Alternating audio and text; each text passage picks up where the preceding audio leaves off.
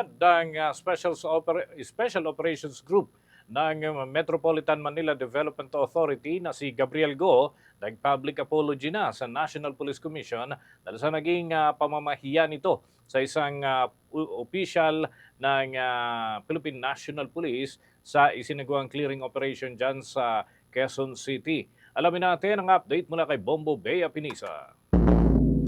Personal na humingi ng paumanhin sa opisina ng National Police Commission si Metropolitan Manila Development Authority Special Operations Group Head Gabriel Go tungkol pa rin sa naging asal nito sa pagsita sa isang kawani ng pulisya sa isang ikinasang clearing operations sa bahagi ng Quezon City. Sa kanilang talakayan kasama si Napolcom Commissioner Attorney Rafael Calinisan, humingi ng dispensa si Go at sinabing ang mga naging aksyon niya ay pawang nadala lamang ng emosyon dahil anya ang kanilang trabaho ay palaging nasa lansangan simula umaga hanggang gabi. Hindi anya intensyon ni Go na magkaroon ng mga hindi pagkakaunawaan at mangyari ang mga hindi dapat kahinatnan ng clearing operations ng kanilang ahensya. Mali din anya na isama ang emosyon sa trabaho na siya nakakaapekto sa kanilang isinagawang operasyon. Direkta ring humingi ng tawad si Go sa pulis na kanyang nasita sa clearing operations para sa kanyang naging pakikitungo at naging approach dito. Kaugnay niyan, pakinggan natin ang mga bahagi ng pahayag ni SOG SP Gabriel Go. Yung involvement ng aming operasyon na kung saan nagkaroon po ng hindi maganda pakikitungo ang aming operasyon na headed by me personally po, MMDA Special Operations Group with our uniform personnel po natin, si Captain Felipe po. So, first and foremost po, alam naman po natin, gusto ko rin pong i-ano po sa inyo, no? Yung trabaho ko po, it's not a job na araw-araw requires me to be. It requires me to be on the road every day, from morning until evening. So, pero hindi po tama na we involve emotions. It should not be emotional in such a sense na it will get ahead of us. Matatandaan naman na na-call out ang SOG head dahil sa naging pakikitungo nito sa mga pulis na kanyang sinita sa operasyon at isa na sa mga pumuna nito ay si Senator JV Ejercito at si Napolcom Commissioner Attorney Rafael Calinisan.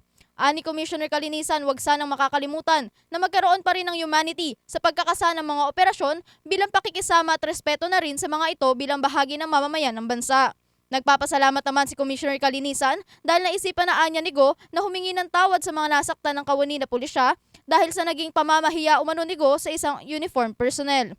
Anya, sana sa pamamagitan nito ay maghilom na ang mga emosyon ng galit at mga nasaktang damdamin ng mga pulis at tinayak naman na hindi ito isang personal na atake. Tiniyak din ng Commissioner na hindi magbabago ang pakikitungo ng Napolcom at ibabang institusyon ng pulisya sa MMDA at patuloy pa rin anya nilang poproteksyonan ang mga kawani ng MMDA at magpapatuloy anya ang kanilang serbisyo sa publiko. Pakinggan natin ang mga bahagi na pahayag ni Napolcom Commissioner Commissioner Calinisan. All you had to say was thank you. All you had to say was sorry. And here you are right now. I salute you. Thank you very much. From the bottom of my heart, nabanggit mo rin, this is not personal.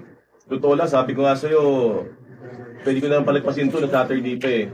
Pero the institutions were hurt. My family was hurt. My family of policemen was hurt. Sana, nananalangin ako sa araw na to, sa iyong paglutang, at sa iyong pagsabi ng thank you at pagsabi ng sorry, maghilom na ang mga sugat na nagawa at sana makamove forward na tayo.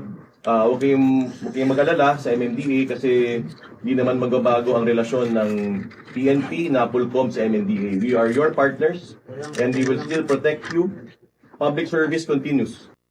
Samantala, tinanggap na ng personnel ang patawad na hiningi ni Go, ngunit sa kabila nito ay maaari pa ring itutuloy ang mga pagsasampa ng kaso nito upang magsilbihan niyang aral at awareness sa mga ahensya na magpapatupad ng mga operasyon na mayroong tamang aksyon at tamang pamamaraan para magpatupad ng kani-kanilang mandato.